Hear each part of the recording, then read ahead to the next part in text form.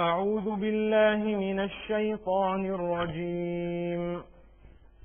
بسم الله الرحمن الرحيم. لقد كان لكم في رسول الله أسوة حسنة لمن كان يرجو الله واليوم الآخر وذكر الله كثيرا. ولما رأى المؤمنون الأحزاب قالوا هذا ما وعدنا الله ورسوله وصدق الله ورسوله وما زادهم إلا إيمانا وتسليما. من المؤمنين رجال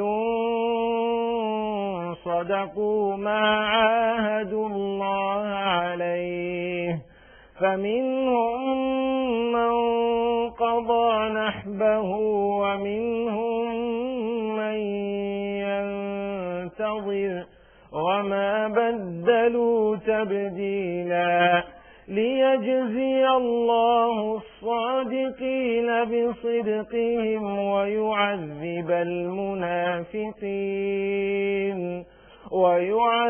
المنافقين إن شاء أو يتوب عليهم إن الله كان غفورا رحيما.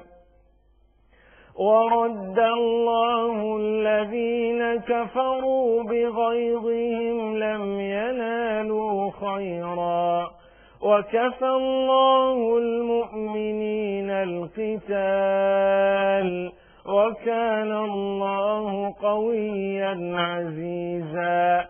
وأنزل الذين ظاهروهم من أهل الكتاب من صياصيهم وقذف في قلوبهم الرعب فريقا تقتلون وتأسرون فريقا وأورثكم أرضهم وديارهم وأموالهم وأرضا لم تطئوها وكان الله على كل شيء قديرا. صدق الله العظيم.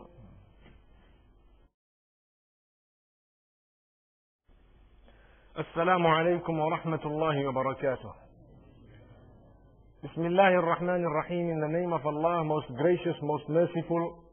Alhamdulillahi Rabbil Alameen. All praises are due to Allah subhanahu wa ta'ala alone, creator, nourisher, cherisher, sustainer of one and all. وأصلي وأسلم على نبينا وحبيبنا وقدوتنا وإمامنا محمد بن عبد الله وعلى آله وأصحابه وأتباعه ومن تبعهم بإحسان إلى يوم الدين وعنا معهم بمنه وفضله. Blessings and salutations upon Muhammad sallallahu alayhi wa sallam, upon all his companions, upon the four illustrious imams, upon all the ulama of this ummah who have passed on before us, and upon the ulama who are in our midst.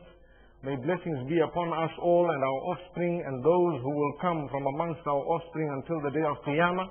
May Allah make them from the army who will fight with or on the side of Isa alayhi salatu wasalam against Dajjal. Ameen. Honored ulama, beloved brothers and friends and dearest sisters, the difficulty we are facing today, in a nutshell, is that we have not truly recognized our own Creator.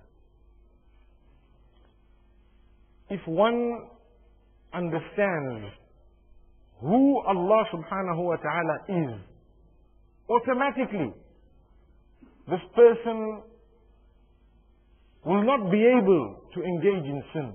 It will become impossible.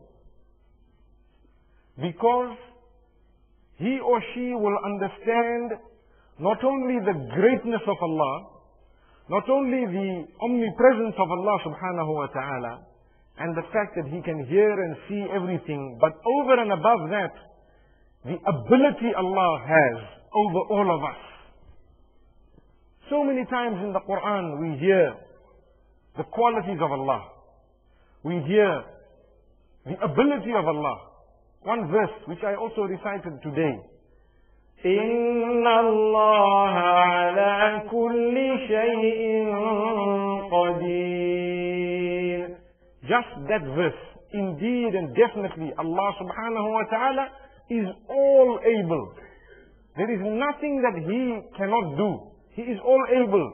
He knows. He is in control of the fact that I am breathing right now and you.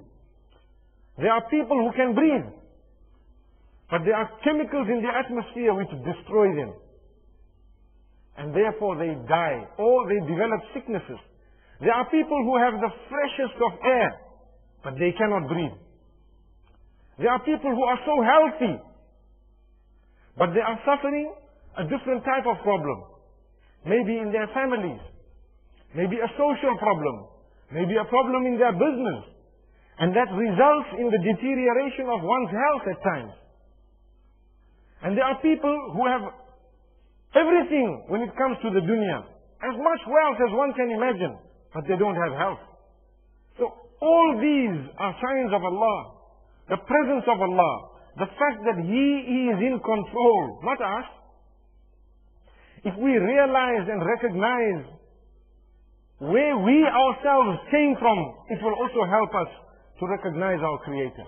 How many of us remember what the atmosphere was like in the wombs of our mothers? Not one. Why?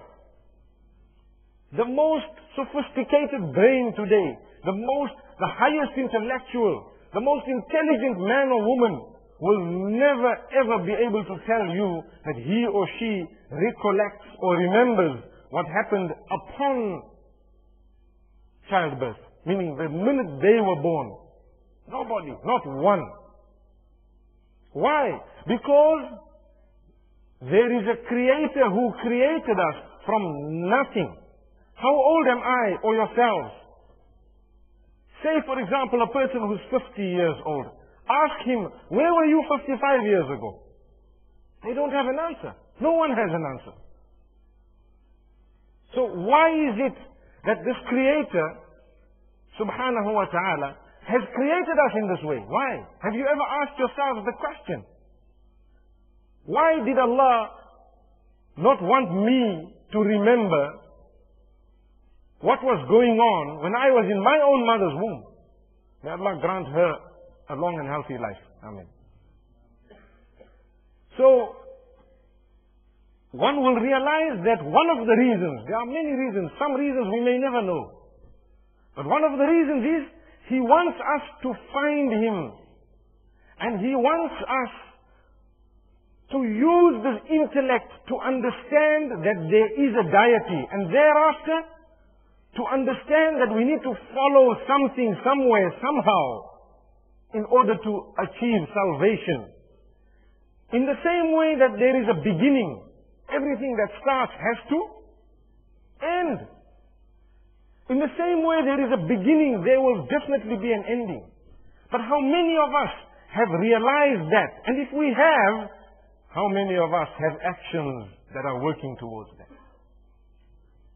This dunya, let's be honest, each one of us struggles and strives and works every day, day in, day out, in order to earn. I am not saying don't go out to earn. No. By all means, go out to earn. You have to. طلب كسب الحلال فريضة بعد الفريضة.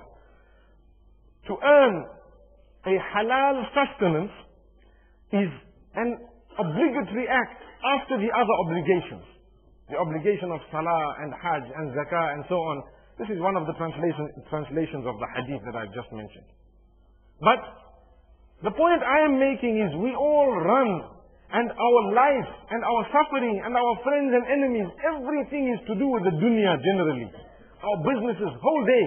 Do you know that the minute you die, everything you ever struggled for in terms of dunya is all left behind. And it will never help you. Nothing. Unless you have prepared for that day of death and thereafter. How do you prepare for it? Very simple. Allah subhanahu wa ta'ala says He does not want to make things difficult for us.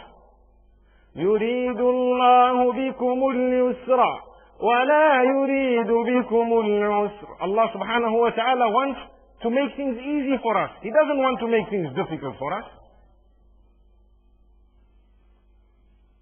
So Allah subhanahu wa ta'ala says if you bring your earning within a certain framework, you are heading in the right direction.